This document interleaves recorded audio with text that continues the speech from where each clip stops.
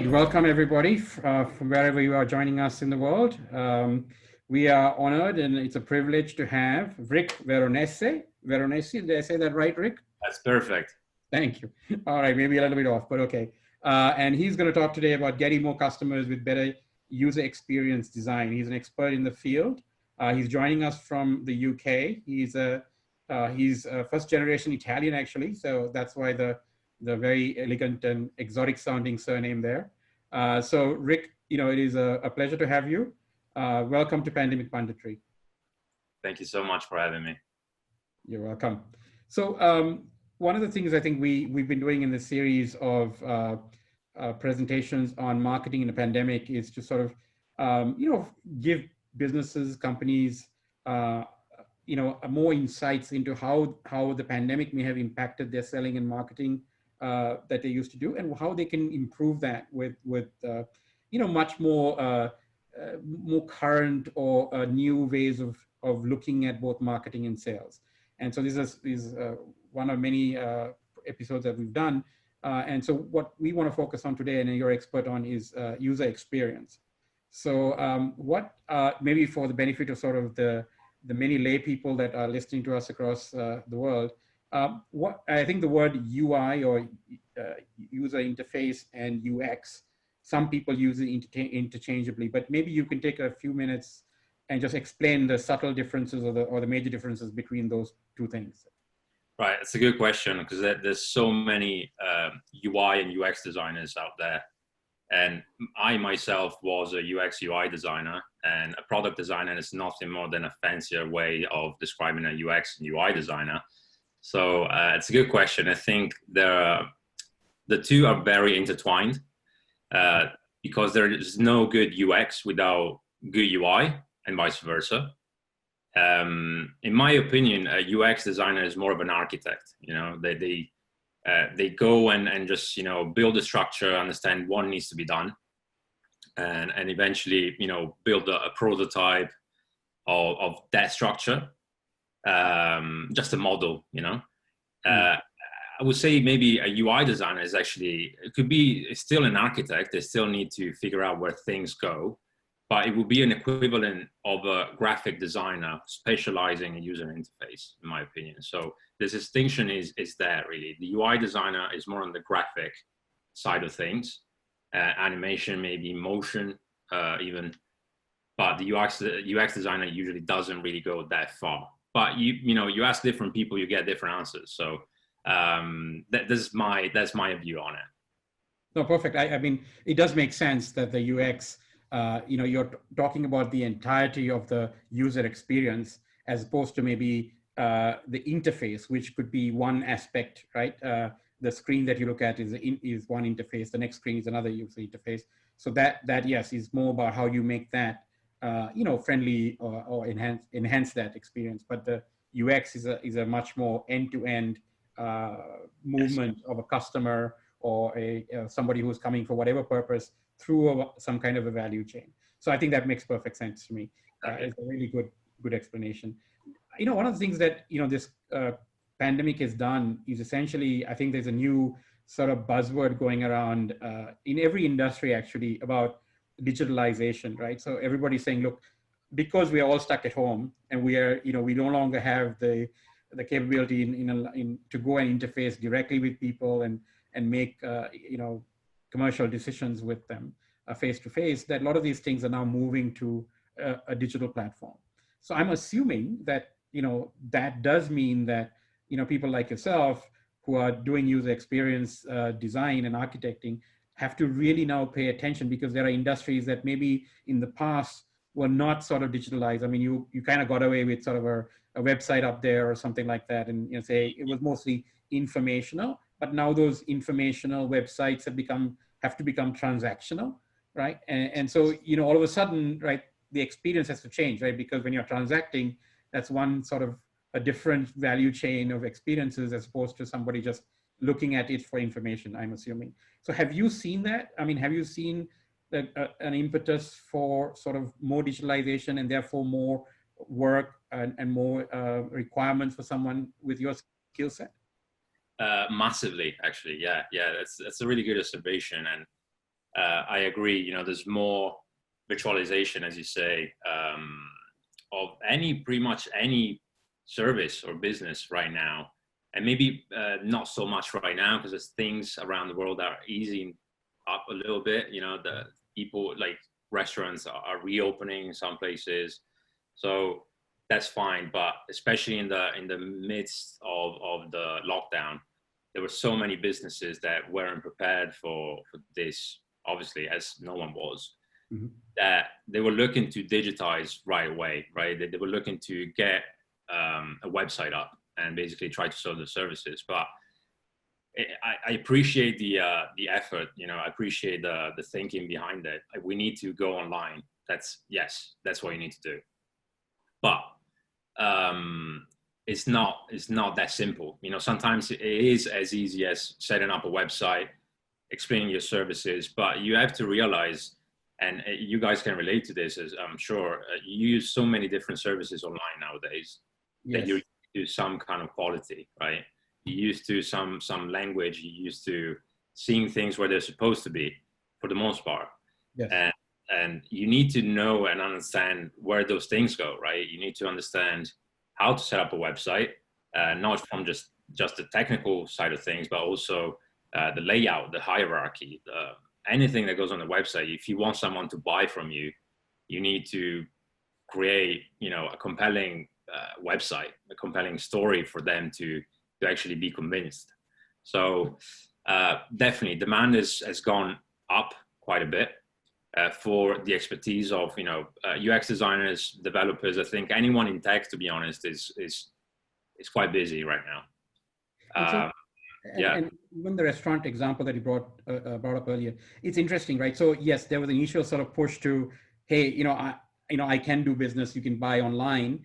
To now, I mean, even the restaurants are doing this sort of contactless. So the menus have gone away. So now you're introducing sort of digital, virtual menus that you can pick and pre-order and all this. So even though that businesses are opening up, there is actually, as you said, a certain amount of virtualization and digitalization happening even in businesses traditionally that didn't embrace technology because of issues of sort of social distancing, viral transmission. I mean, you don't want to touch and hold things that have, various people have held before. So I think there's opportunity even within the economies that are opening up, right? Because this is not something that's sort of going to go away. I mean, it's fundamentally changed our buying behavior and the way we interface with others. So I think that's an opportunity, as you so rightly pointed out.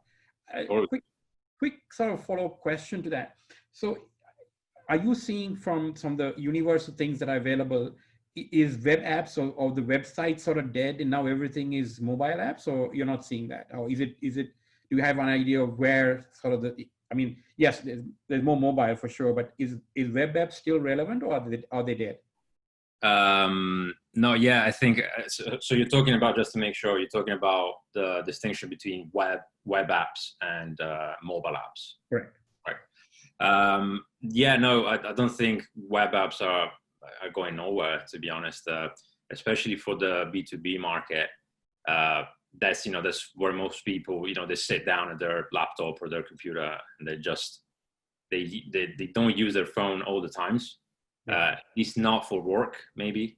Right. So yeah, I don't see that much of a distinction. I see a lot of consumer products, though, obviously being focused on the mobile side of things, right? Mobile apps and things like that, because people are always on their phone, right? And I'm guilty of that myself. So yeah, I honestly, I think, I don't know the stats precisely, but web apps are high up there with mobile apps, I think. And just so everybody who's watching us realize, both on Facebook Live and on Zoom, that if you have a question, use the Q&A in Zoom to submit those, or use the comment section on Facebook, and then Karthika will moderate them and ask Rick here those questions. So welcome again for all of you who have joined us on Facebook Live as well. Karthika, you had some questions for Rick? I have a ton, so I mean, I don't want to monopolize all of his time, so please. I think you're muted. Karthika, you're muted. I'm muted, sorry. So Rick, it's interesting because I was just going through your LinkedIn the other day and you posted saying that analytics will never give you the whole picture of why your users leave. You agree or disagree? So what did you mean by that? And what, do you agree or disagree? Right, yeah. So sometimes I do post those things to ruffle some feathers because I do have a lot of connections on LinkedIn that are data scientists, and obviously, you know, I agree that data is essential to anything, especially, you know, in these times. We understand how important it is to have clear data and good quality data. What it meant with that was to not just focus on one thing, you know, on one side of things. That the analytics is, if you just focus on some metrics, you don't get the whole picture, right? So the idea behind it is that the answer to that is no, you don't get the whole picture if you look at it, because you still need some qualitative way of measuring things, and that involves speaking to people, you know, that involves understanding how people feel about things, not just how they react to something. So you can see on the screen they clicked on a button, but you don't know why they did. You only know that's working maybe in your perspective. So that was more around, you know, trying to expand on that subject, understand that you need both sides of things to understand the whole picture. And sometimes not even that, you know, it's really hard to understand that. So I had an interesting question earlier that I want to ask because you brought it up.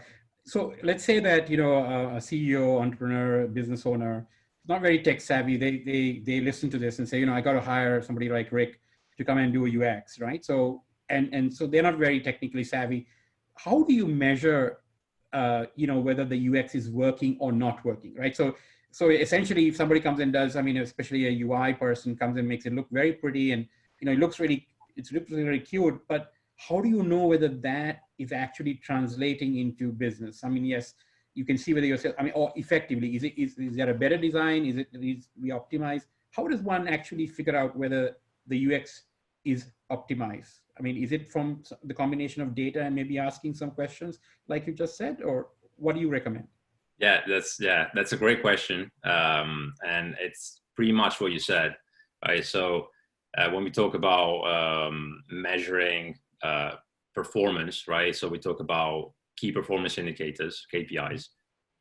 They usually set, for example, on my perspective, the way I work, they usually set at the beginning of a project, and they are very dependent on the specific goals of the business, as well as the users of those businesses, right? So it's kind of hard to say what the right indicators are, but the most used metrics are usually the NPS. I don't know if you're familiar with it, Net Promoter Score, which is not strictly design related, but it's a good way to measure, you know, how a product performs from the user's perspective.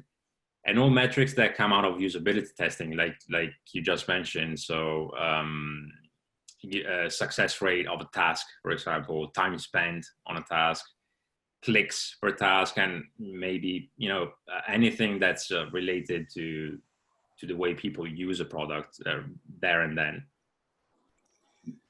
And that all of those combined give you sort of a more holistic picture of how successful. So obviously you could do this on your current web app or your mobile app to see what the user, you know, all of these metrics, what they churn up. And then once post the engagement with a UX or UI designer, you can see the improvement, right? You can measure it with the same set of tools. Exactly, yeah. Okay, so that's what you would do. Sorry, Katika. Yeah, no worries at all. So Rick, how can a good user experience, now that we're talking about user experience and KPIs and things like that, how can a good user experience or a user experience, you know, expert like yourself, help convert a visitor to like a registered user? Right. So in many ways, I think. But let me say that I think the answer is in the question itself, right? So if we flip it around and think in how many ways a bad user experience makes people leave, then when we understand how important it is, right? a badly designed form just recently. You know, I was just going through a sign-up process of a product, which I can't even remember the name of. Was that bad? I was going through the form to sign up, and it made me choose not to use the product because I wasn't understanding how it would react to the information I was putting into that form, right? So a good user experience is pretty much everything that you can see on a website, that things that you can't see also. So it's how easily you can scan a page to find what you need, how well the copy is written, you know, what emotion it invokes, how quickly you will receive an email after a purchase, for example. You can see it's in everything. So yeah, I think it's more than just one measurement or more than just one metric. So it's interesting that you mentioned this experience you recently had. So my wife always, you know, when she uses an app or goes through a process, and this applies to both sort of online as versus offline, you know, goods, she'll have this thing that she'll blurt out, and she'll say, this, you know, expletive was definitely designed by a man. That's not fair. It's not fair. No, I mean, interesting. I think it's a really interesting viewpoint because, you know, is some of the UX that we have, because it's predominantly designed without sort of keeping allowances for gender. I mean, is there such a thing as, you know, making your UX work? I mean, obviously you have to make it friendly for an audience, but sometimes it seems that, you know, it's not focused, or there is not a lot of women involved in the design. And so women don't consider a lot of the design, whether it's even a handbag or a form that, you know, it's not very women friendly. I mean, is that something you've heard as well? Right. That's really interesting actually, and it goes. It's around inclusiveness, right? It's including the right people in your thinking when you design for them. And I think it's not necessarily, and I might be wrong, but it's not necessarily that if a man designs for women products, they will do a bad job. But if that man doesn't understand the needs of the women they're targeting, you know, this product is targeting, for example, well, yeah, then there's a problem, whether it's a man or a woman, or, you know, anybody else. It's going to be a problem because you don't understand who you're designing for. So it's a principle, right? You need to follow. You need to understand the user's goals and design for those as well as for the business goals. So yeah, it's.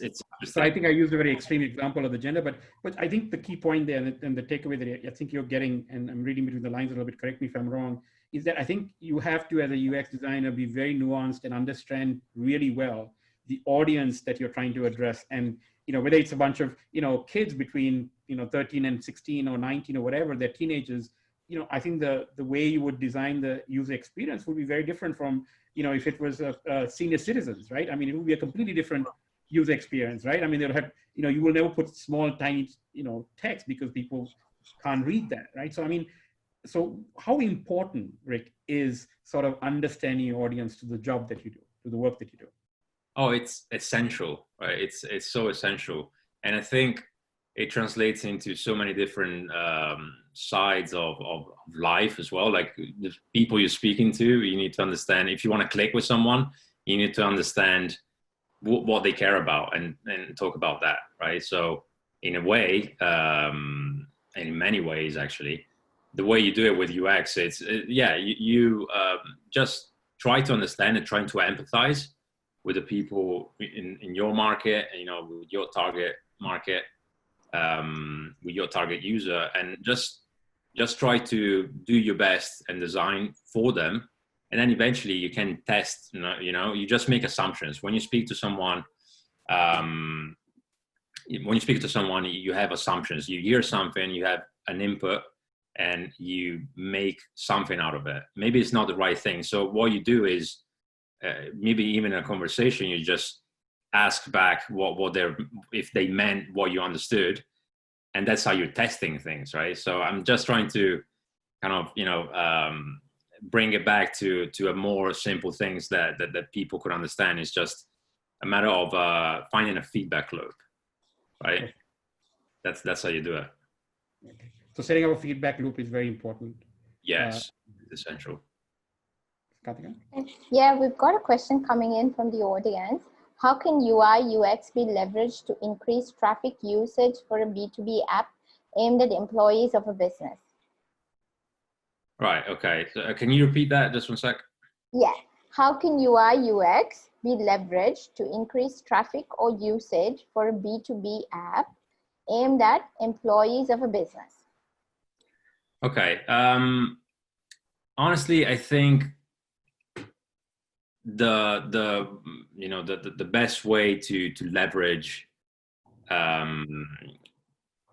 anything related to design is to, from a designer standpoint, is to understand what the goals are, right? So you start at the beginning. You start at the very start, at the very beginning, is to understand what you're trying to achieve, what you're aiming at, right? Because otherwise,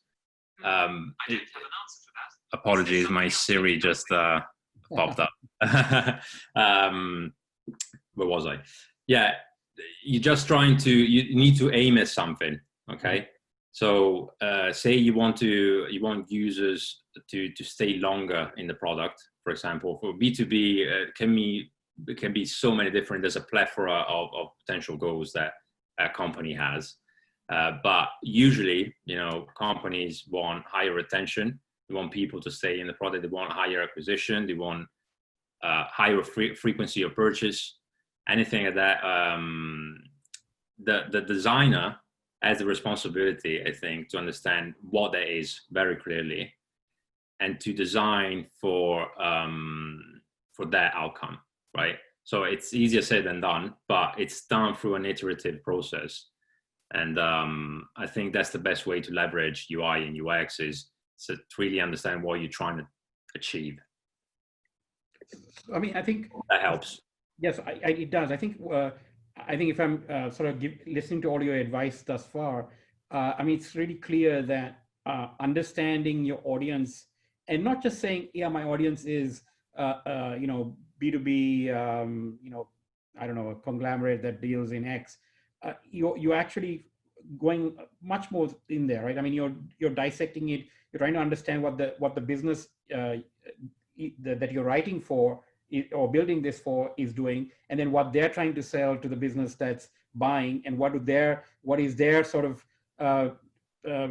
pain points, right, and opportunities. So I mean, you're doing a lot more sort of than saying, oh, it fits the demographic XYZ, they're male, female, age, I mean, it's not that, right? I mean, what you're saying is you really need to understand. You have to have then a modicum, or actually more than a modicum, of business acumen to understand the business problem that you're trying to solve in order to be a better UX and UI designer. Am I hearing that throughout? I mean, you're hearing that correctly, and that's exactly what I'm saying here. And it's one of those things where I think I don't think as designers, as a design community, we're there yet. But it's something we should strive for, to speak more of that business language. That thing that maybe some designers think that the more artistic side of designers think it's pain in the ass. To be honest, there's no lack of better term. And I think we need to speak more of that language and to understand that when you say our audience, it's beyond the users. And I will suggest I'll leave a link after this to a really good fellow designer that's really actually pushing more for the term business design, which is effectively using UX and overall design techniques and principles to design businesses, right? To do just that. So yeah, we need to understand a little bit more about the CEOs, the CTOs, and the whole exec team. What do they need? And then bring that, use that, and then also bring in a little bit of empathy from the users to make them understand, okay, you have a great idea, but these people need this specifically. So we need to make the two meet, you know, find a good middle ground. Yeah, perfect sense. Yeah, so Rick, one of the things I know you do is work a lot with the fintech startups and stuff like that, right? So we have a lot of fintech startups joining us today. And the biggest question that they have is, when they're a startup, how can they approach user research and usability testing? Right. So that's a great question. It's pretty much every startup has that question, right? Because whenever you talk about research, it sounds really time consuming, and it kind of is, to be honest. So they kind of approach it in the same way that big companies do, because they don't have the same budget and time available. But that doesn't mean it's, you know, that shouldn't be an excuse to not do it. So what I suggest is people to be resourceful, which I know doesn't sound like a lot, but what I mean is the CEO might have to do interviews at one point in time, might have to sit down with customers at the very beginning and things like that. They need to understand a little bit about usability principles, any basics of UX really, and see if that's being met in the product, right? Being met by the product, rather. How, you know, we need a more specific question to give more specific advice, but I think being resourceful will be probably, you know, the main thing. Just keeping in mind that you can still do research on a budget or even with a short time. Just get the little bit of feedback that you can get, and don't worry about, you know, doing things right. Just do things. Okay. So we have a question coming in from the audience from Ashish. Thank you for joining us today, Ashish. Is UI and UX of a website, can it help decrease the bounce rate? Totally, yes. So say, for example, you have a website that's selling a product, just a more basic example. You draw people in with the copy, you draw people in with the imagery, with the language you use on the micro copy for buttons, CTAs, call to actions. Yeah, so if you have that really well designed and really well thought out, totally, it's going to be a game changer when it comes to bounce rate, if that's the problem you're trying to solve. But, you know, sometimes people forget that, you know, bounce rate, it's only as important as the goal you have for that page. So what I mean is, some pages have a high bounce rate because they're meant to be like that. They're just not, you know, people go on the page, see the information and go. If you want them to stay there, then you need to find a way to keep them engaged. That's what I'm trying to say. So yeah, it's definitely doable through UI and UX.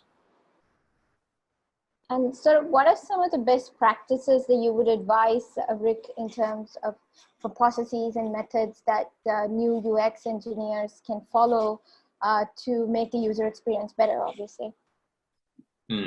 That's a good question. I think, honestly, there's a plethora of processes and methods, like you say. But when we talk about good UX, and I think I already said that earlier, we talk about when you say good user experience is invisible, right? So from my perspective, though, when I look at website, I look at usability. So knowing what usability practices are out there, consistency in the language, consistency in the visual language as well, visibility. You know, how easy it is to find the main information for users, for example. We talk about learnability. So how easy is it to understand how your product works? How quick is it, right? So you give Instagram to someone that's never used it. They might take a little while, but after that, after some time, they'll learn how to use it. And that's why it's really good UX. maybe too much to an extent, but that's another thing to talk about. And then feedback, giving feedback to users that they're on the right track. So micro interactions. So we go into the specifics here, but I think those will be the main things to worry about. So that really brings us to a really nice question. Actually, I think our audience really do want to get into more of the details. Is that apart from surveys and like questionnaires, what other ways can designers receive feedback on the UX and UI from the end user? Right. So I know I'm going to sound like a broken record, but it depends, right? It always depends on what the goals are. Personally, I think, there's many ways to measure. If I remember correctly, the question is about measuring the effectiveness of UX. Is that right? Yeah. Yes. Yeah. In the sense they want to receive feedback about the UX, but they don't want to use surveys or questionnaires. Right. So analytics, right? So Google Analytics will be a good one, but you need to understand how to use it. And I'm not that great at it myself. I know things, I know what metrics to look at, but I usually, say I work with a company, I usually rely on the data person or the analyst for that, because, it's quite a big chunk of information you need to understand that and make sense of. But for designers, I personally used Hotjar before, which is a good way to draw out heat maps of a website. So that means you can see to what point people scroll on a page. You can see where they click, so that's a good way to measure without going into the qualitative side of things. But I think, questionnaires and interviews, like you said, they're still really relevant and important, because we go back to that analytics question from earlier. You need to see, it doesn't give you the whole picture, right? So if you just focus on clicks and where people click, it's fine, because you can fix that. You can see if they're not clicking on a button, you need to make it more evident, for example. But you don't know why people, maybe, even if you change that and it improves, you don't know why people can't do better than that, in a way, if that's your goal. Hope that makes sense. Yeah, definitely. So Rick, I know you sort of, your UX career has been sort of an interesting one. You started as a semi-professional poker player, right? So I guess you can't do much bluffing when you're doing UX, right? You really can't. No, it's so hard. When something works, it either works or it doesn't. So can't bluff. My sort of, I mean, look, if somebody was now, having sort of being, progressed significantly in your professional career, to a point where, you're advising other people how to do stuff. If you were to sort of, reflect back, and if you were to advise somebody who's just starting or is thinking of doing this, or is, has gone into UX and UI in the last year or two, what are some of the lessons learned that, you wish you had known at that point in your career? I mean, is there any sort of gems of wisdom that you can provide to somebody just starting out, saying, hey, look, I went down this path and it was not a good idea. I'd rather have done this before or that. Anything like that? I mean, if you have some, it'd be great to share with our audience. Yeah. So I think, both of these things that I'm thinking about are things that I'm still learning to this day. And I think I keep learning, obviously, as I go. But I think one of the main things is focusing on the soft skills. And when I say that, it means really, really try to improve your communication. The style of the communication, the way, even to the smallest details, the way you write emails, but more in general, it's setting expectations, right? Setting expectations with clients or with coworkers. Say maybe you need some time to work on a project, there's an approaching deadline, you need more time. Instead of trying to squeeze it in as much as you can before the deadline and then realize, oh, this is not good work, say that. Just always be honest, right? Always be honest, even at the cost of, just not looking good. So that would be one. And then specifically for designers, because UX design is such a big discipline. There's so many things you can specialize in. I think focus on one thing to begin with, and then try to master it as much as you can, and go to the next thing only when you think you're comfortable with the thing you've learned. Because again, you can start with research. You know, a product designer does pretty much everything on paper, but in reality, there are always going to be stronger suits to each personality in each person. So focus on the thing that excites you the most. For me personally, I started off with visual design and web design. And then when I discovered research, since I really like speaking to people and just, you know, trying to understand what they want and you know, just chatting really, I realized that's where my strongest suit is, and I decided to go and specialize in that a little bit more, whilst maintaining some kind of level, some kind of standard on the visual side of things, for example. So focus on one thing. Don't be scared of doing that, because you'll have so much time in your career, in your life, to change, that it's fine if you do that. So don't be afraid of getting stuck in it, because you can always change. Excellent advice.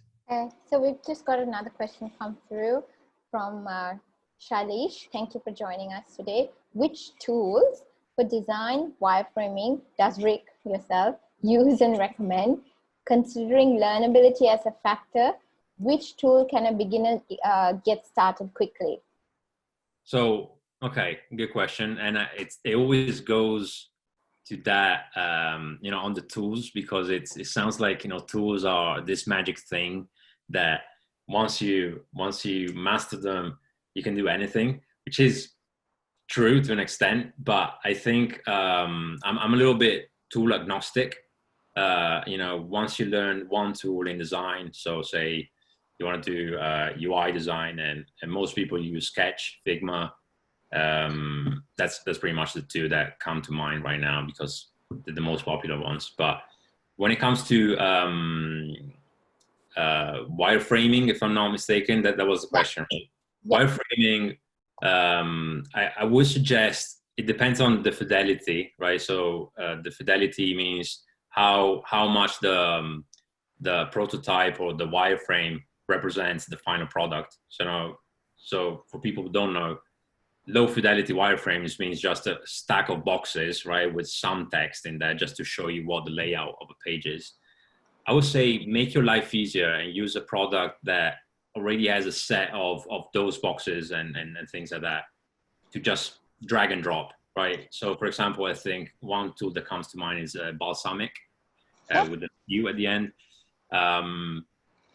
I also use, so the higher the fidelity, actually, I go into a design tool to do that. So it's pretty much, you know, doing design work, but toning it down a little bit just to make sure this doesn't represent the final product. So I also use Figma because it's easier to collaborate with people. And it's also, the learning curve is pretty much similar to any design tool, to be honest. I like it because you can prototype in the app as well, but there's plenty of tools out there that are really valid, and that's just my personal preference, to be honest. Okay. So we have a lot of budding designers obviously in the audience, and they have a couple of key questions. One is, was your first sort of UX design paid job, was it a total disaster, or, you know, how did you cope with that? Like, That's good. That's good. Sounds like some of the people asking questions based on personal experience. Well, I guess that's what people relate to, right? You want to see, most times when you ask a question, you want to check with the other person if this normal, you know, is this something you're going through as well? Yeah. So first experience as a designer was actually as a freelancer. So I started with web design, and my God, yeah. I mean, you're just learning something from scratch. So you have to understand, you're trying to make money with that. Well, initially maybe not, because you know it's a passion, so you do it for free. but then eventually you want to make use of that time in a more productive or more lucrative, if you will, way. So I started off as a web designer, then I moved to the UK from Italy. After a couple of years of freelancing on the side, I decided to actually get really good at UX. I was fascinated by the field. And then I found a job in a company here in the UK in financial services. And I was quite lucky, to be honest. It was a good environment. So I had time to grow and learn many things, had a good team. But at the same time, don't get that twisted. I was feeling like I didn't belong there, right? So I'm trying to be as open as possible because I was coming from a freelance background. And I thought for some strange reason that a company environment would be so much different, than freelance, which is true to an extent, but I don't think it just comes down to the person, right? So I was enjoying myself, but at the beginning I was like, oh my God, what do I do? Right. So there's so many things I need to learn. There's so much lingo I need to, in tech, like agile, B2B, B2C, what is that?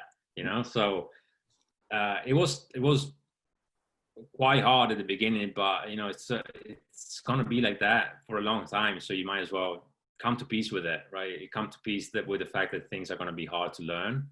Sometimes they're gonna be easier, but there's always gonna be struggle, and that's how you grow. That's how learn something new. You go to the next point. You're gonna struggle. There's no point in time, even for experts, even for really good people, where they feel like, oh, okay, I've arrived. It's always going to be a struggle. It's going to be different, level of how difficult it is. But yeah, so hopefully that the long-winded answer gave a little bit of an overview of what my first experience was. Thanks, thanks, Rick. So we have a question from Delani. Thanks for joining us today, Delani. Could you recommend good certifications for UX designers? Right. So I know I was personally part of the Interaction Design Foundation. It's a really good course / platform for designers, but also product managers, and basically any kind of management position. I think in tech, I think it will be really beneficial for anyone to take. In terms of certification, I went through a boot camp a few years back, and the certification itself didn't do much. What did a lot was me getting out there, right? Trying to get a job, speaking to people in the industry. So I wouldn't bet too much on the certification. It does, it's useful for your resume. But at the same time, if you think someone's going to hire you for your certification, no, that's not going to happen. It's your personality, your skill set at the time that's going to get you a job. May I ask a follow-up question? How important is it to have a good mentor or somebody sort of showing you the way? Yes, there's a lot of self-learning going on, but is this a sort of a lonely job that you sort of learn just by trial and error yourself, or is mentors a very significant portion of your professional growth in this business? Yeah, totally. They're super important. And I think mentors don't just mean an expert in the field necessarily, in your field. It could be someone else outside of that field that could show you, if you want to get specific for design, yes, you want someone that's a good designer, maybe more years than you have of experience. But in general, in a professional life, I think you can find many mentors outside of your own circle, because most people go through the same things, regardless of what field they're in, regardless of what they do specifically on a day-to-day basis. I think it's it's essential to have a mentor. It's essential to get feedback on your work, whether it's from someone that knows what they're talking about or not. Obviously, more important is, to give attention to what, to the people who know what they're talking about. But if you don't have that, you can still do it in so many ways. There's groups out there, Slack groups. You can post your design or your research script or whatever to get feedback. So yeah, mentors are really important.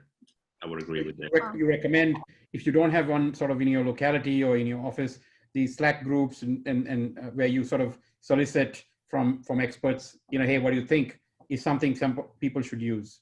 Yeah, I think so. And that way you learn how to take feedback with a grain of salt as well, because there's going to be people that are less experienced than you are that are going to comment on some things that what the context is behind it, and why you made that choice. But it's still really good to see what someone else thinks, and eventually I think it's more of a one-to-one relationship that you have. So yeah, go into those groups, but find your circle, because it's if you try to rely on 1,000 people, well, that's not gonna go well, in my opinion, because you need that small circle. You need a few people that you can rely on to get that feedback and that guidance.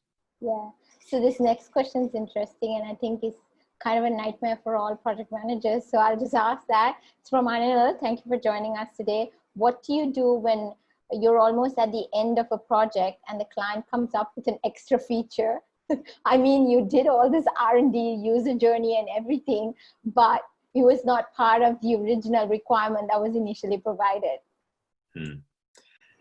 Well, that's when communication, that's what we're talking about, comes in handy, right? So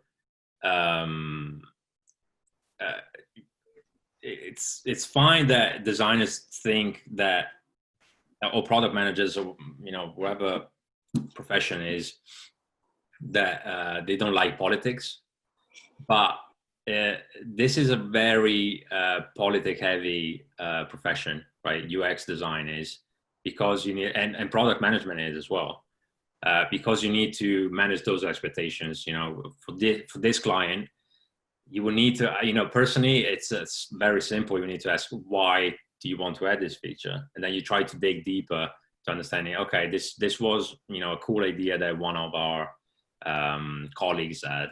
And it's fine. Okay, we can maybe look at it, but this is not in the scope. So what I found works usually is explaining what the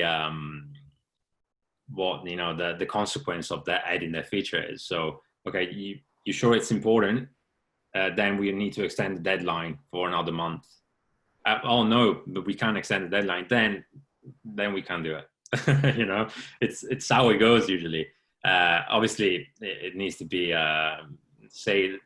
be said nicely, and usually what I ask for this kind of client, for example, that wants to add a feature, is to give me some kind of evidence that that's actually needed, and it's enough for people to say, well, actually, I don't have evidence. It's just from an internal discussion, and we think it will be good. And then I say, okay, we can test that, we can try, but not for now. So let's keep it in the back burner for now, and then focus on what's important.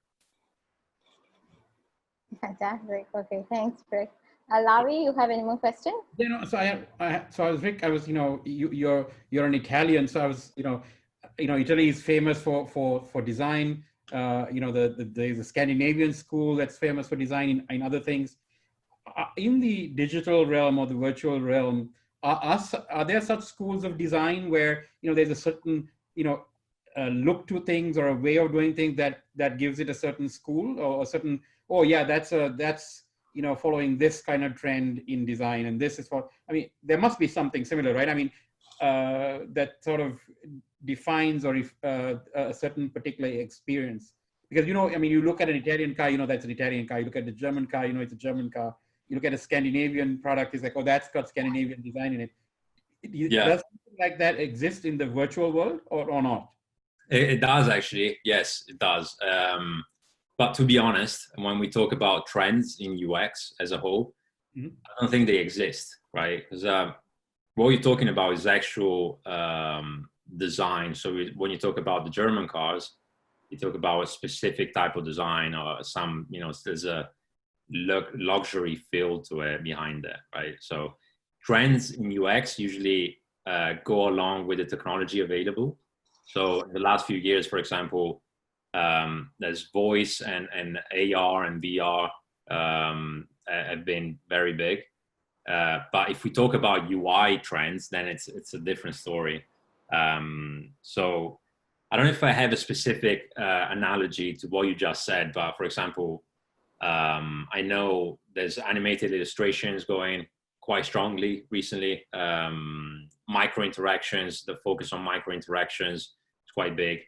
3D graphics are really big. Skeuomorphic design is a big one.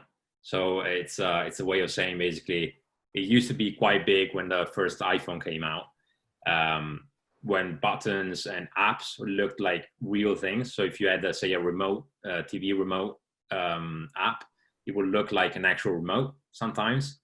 And skeuomorphic actually went away in favor of flat design. If you look at Google, pretty much any Google products, they're now using material design, which is also an evolution of that.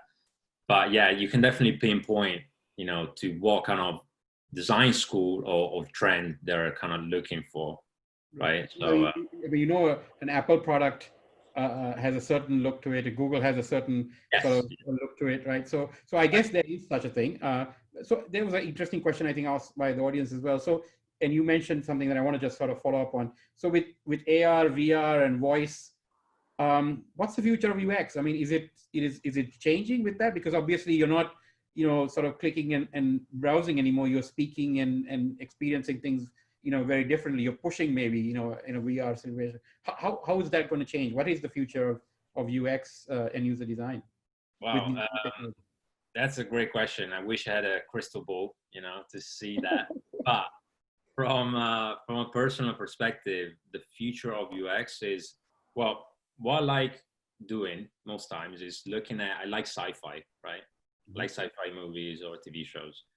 So I try to look at that and see, because most times, freakishly so sometimes, they're accurate, right? So they predict the future sometimes, because that's how ideas come about. You think about something crazy, you try to put that into something, right? Into life, and that's how it happens. But the future of UX, I think personally, it's going to be from a design perspective, from an interface perspective, it's going to be no interface in a way. And I think it's not just like I read that somewhere, so I'm trying to go back with my mind where that was, but no interface in a way that the interfaces will be the way you interact, with your wall, for example. This would be an interface if I want it to be in the future. So I can just make some gestures and I create a screen right in front of me and I just can tap on that. I know it sounds like sci-fi, but I think that's going to happen eventually. Sure. 100%, 99%, just to give myself an out. But it's going to be no interface. So what we have there, right? It's the extension of your hand. The phone is, and I think you will hear more on this if you listen to Elon Musk talking about the way technology is going to evolve. But we're not going to have anything. We're not going to need an extension of our hand, because the interface will be on our hand. So that's where I think it will go. Just to fast forward, I don't know how many years, maybe 10, 15 years. Yeah, I mean, so it's fascinating if you think about it, but I think the whole concept of experience though will still sustain, right? Because you're an architect of experience. So even if you're sort of using a different set of tooling, that experience, the fundamentals of experience, or designing a user experience that's engaging, whether it be flashed on a wall or using some other thing, still applies, right? I mean, the fundamentals I assume won't change, right? So if you were to sort of, sorry to put you on the spot, sort of, if you were to pick 3 fundamentals of UX, what would they be that maybe sort of sustains itself from now till till say the next 10 years, 15 years? I think we go back to an answer I gave earlier about what was it, the processes, right? We talked about that. So focus on usability, right? Make sure things are usable, they're understandable. Focus on learnability, right?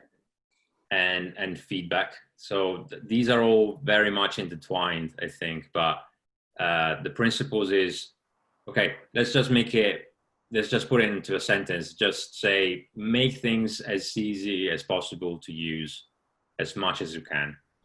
That's the first principle you should follow. Doesn't matter, how you do it. If you don't know how to do it, but just think, okay, I'm going to make this as easy as possible, as intuitive as possible. Great. Kartika, anymore? We are coming up on the hour, so that's why I want to. So, no, I think one of the questions a lot of our startups, especially the fintech ones, have is like, for a founder, what is like the ROI of investing in UX design, and how would it help improve a startup's bottom line? Yeah, good question again. Well, the ROI of UX is beyond, I think, what the product is, right?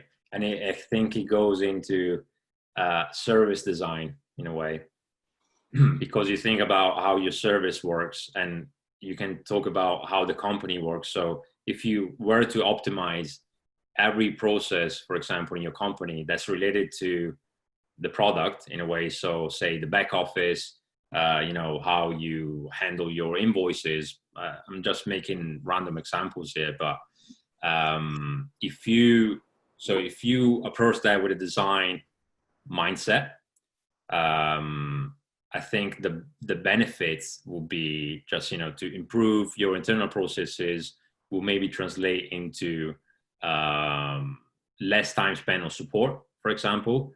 And that means less time, less money spent on support that can be spent elsewhere. So, you can see the connections there. They're like, look at your processes and how you can optimize it with a design mindset. And maybe not just that, but it's a good starting point.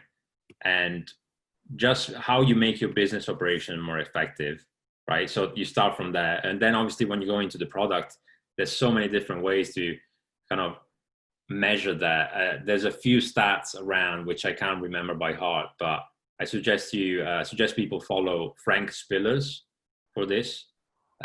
He's a UX expert, and he's published a lot of valuable content around the ROI with UX. And there's some research out there from Forrester with actual stats around what the ROI of UX is, but it's basically all around a reduction in percentage of time spent on support, or the efficiency of the product will bring X amount of money, and things like that, more in general. Kartika, are we done with the questions? We are, but I believe, Lavi, you had a design thinking related question that you want to ask, right? Because it's a crowd favorite for you.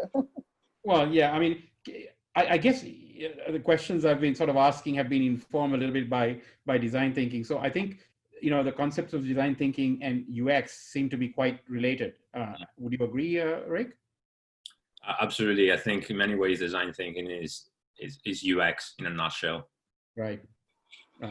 So I think if you was, every time you said it was a good question, I was using my design thinking sort of background to ask those questions, because I mean, true, I think they're very tightly interrelated.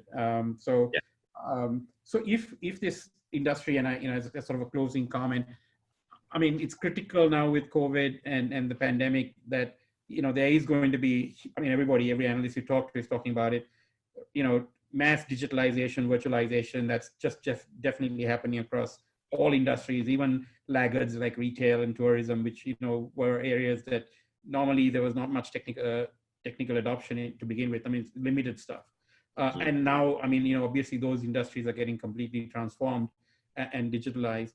so the demand for sort of the skill sets that you've been talking to obviously are going to exponentially grow, because frankly, it's not just about putting the technology out there, it's actually creating an experience, right? So working from home, I think, I mean, if you look at Google Meet and other, I mean, they've rushed to sort of make their product more user-friendly and enhance the user experience. All of these platforms that we're using has improved dramatically in the last, I mean, Microsoft Teams, nobody heard about that. All of a sudden, it's like, it's everywhere, and they're releasing new features, as is Zoom, all the time, because here's a new reality, right? We're working from home, and suddenly these things that we sort of put up with when we had a meeting or two, it's now our life. I mean, we spend 8-9 hours on it, and suddenly people are saying, hey, come on, that should be a lot easier to do. Why is it so cumbersome, right? Yes. So I think that trend will manifest across all of these new products and services that people are going to offer virtually. So I think the future is bright for people with your skill set, and for all the people that are listening who absolutely have technical questions on what tools you use. I think your session on tips and your life story, in a sense of how you evolved. I think you said you mentioned earlier in our conversations prior to going live that you had to even learn how to speak English, right? Because you came from Italy. Yes. Right? Yeah. I mean, I wouldn't have known that just speaking to you today. You've been very eloquent and erudite. So thank you for doing that.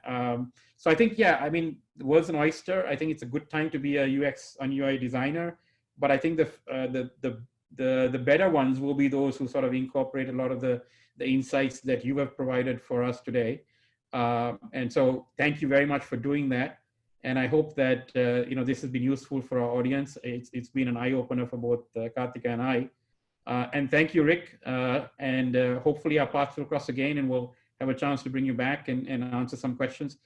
If you are open for it, if some of these startups want to sort of maybe pick your brain, would you be open to another session with startups? We can schedule sometime in the future at your convenience, maybe a 1-hour Q&A session or something like that, a whiteboard kind of thing, yeah? Yeah, absolutely. Yeah, a master class sort of thing, yeah? Great. Okay, let's do that. Yeah, just one more parting thought, Rick. I think the startups and some of the communities that have joined us today, they're quite eager to get the links to those, the business, experience article that you mentioned, and also some of the Slack channels and things like that they can join. Oh, for sure, yeah. Let me grab some of those, and I'll send it over to you. Thank you so much, Rick. Thank you so much. So thanks, Rick, for spending the afternoon with us today in this part of the world, and lunchtime for you.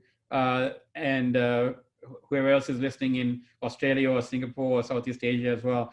So thanks again, everybody, for joining another session of Pandemic Punditry's Marketing in a Pandemic. And thanks again, Rick, and for your time and your expertise. Thank you, Rick. Thanks, everyone. Thanks.